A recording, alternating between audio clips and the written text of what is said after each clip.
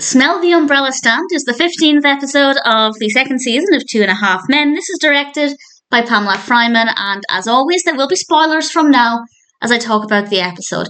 To be honest, I don't have that much to say. Not a lot happens. That's not to say I don't enjoy it. I do like this episode, but it's maybe not the funniest, and it's not the most varied, so it's maybe not the most interesting concept, but actually it's a very easy episode to watch and there's nothing wrong with it, and I didn't mind it. It may not be laugh out loud funny, but it's pleasant enough. So as I said, there will be spoilers, and it starts off with rain. We have a very rainy day, and being a fan of the rain, I find that to be rather soothing to look at. And we have some great interaction between Charlie and Jake, and then Alan comes home and says that he's been told by his doctor he needs a colonoscopy.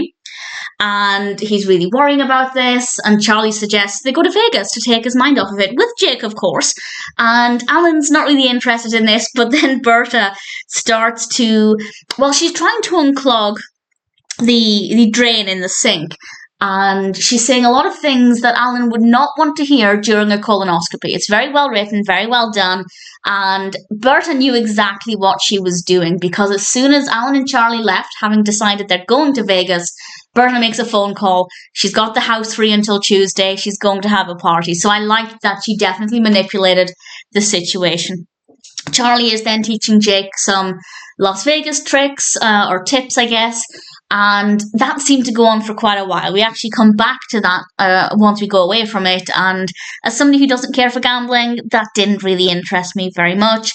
Meanwhile, Alan is organising his money, and actually I think he had a sensible system.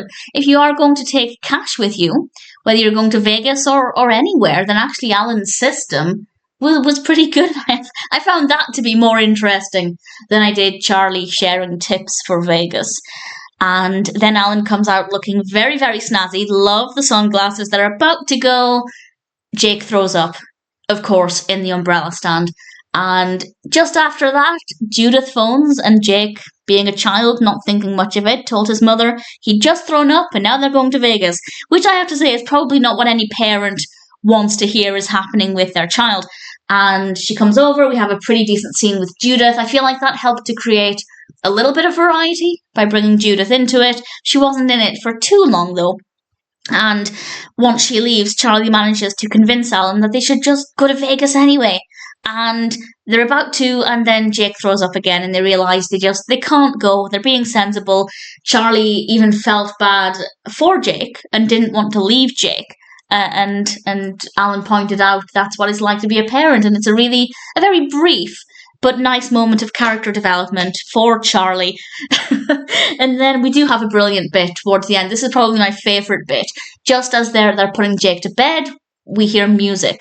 And I had completely forgotten about what Berta had done with the phone call. And then as soon as I heard the music, it came back to me, and they go through to the front room.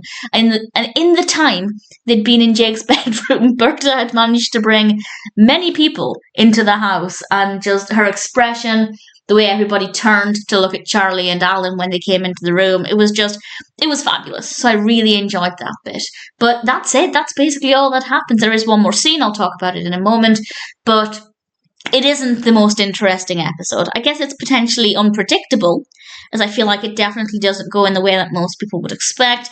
But it's maybe not the most fascinating or the funniest. But that being said, it is an easy, comforting episode to watch. It's one that's very easy to watch without requiring too much concentration if you're looking for something that's very light, whereas some of the episodes deal with maybe heavier topics, this one not so much, and it works well enough. And then we have the final scene where, again, I think this one is unpredictable because Alan is getting his colonoscopy and he's getting sedation, and then his doctor turns into a pirate. And I think it's fair to assume there that he was actually dreaming, or that it was the effects of the sedation.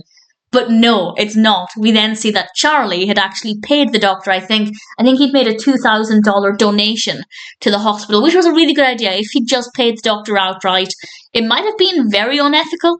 But if it's money to donate to the hospital, well, in real life it still wouldn't be great. But I like the fact that it was a donation. So not a bad way to end things, not a bad episode at all. There is nothing about this that didn't work. It's not a personal highlight, but I don't think it's one I will ever mind watching. If you're looking for an episode that's quite easy to watch, then Smell the Umbrella Stand is a good one to go with.